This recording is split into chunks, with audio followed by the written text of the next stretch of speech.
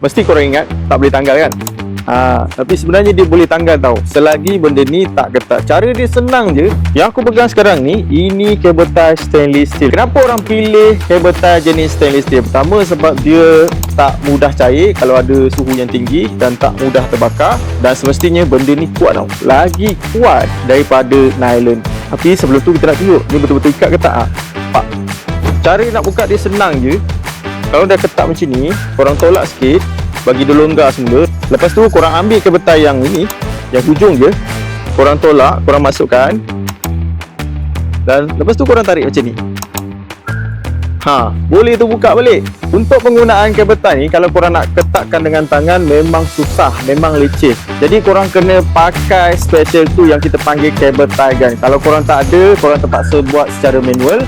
Dengan cara, contohnya korang nak ketatkan, korang kena potong lebihan ni. Lepas tu korang ketatkan menggunakan pliers muncul tirus. Korang pusing, twist-twistkan dia sampailah kabel tie tu betul-betul ketat. Untuk kabel tie ni, kita tak jual satu-satu, kita jual by packet. Untuk satu packet korang akan dapat 100 pieces. Ni contoh packet dia. Okay, yang paling kecil, yang paling pendek, dia punya saiz 4 inci sehinggalah saiz 20 inci. Yang aku pegang sekarang ni adalah saiz 10 inci. Kalau korang berminat, korang komen dekat bawah. Kita jumpa lagi pada video seterusnya.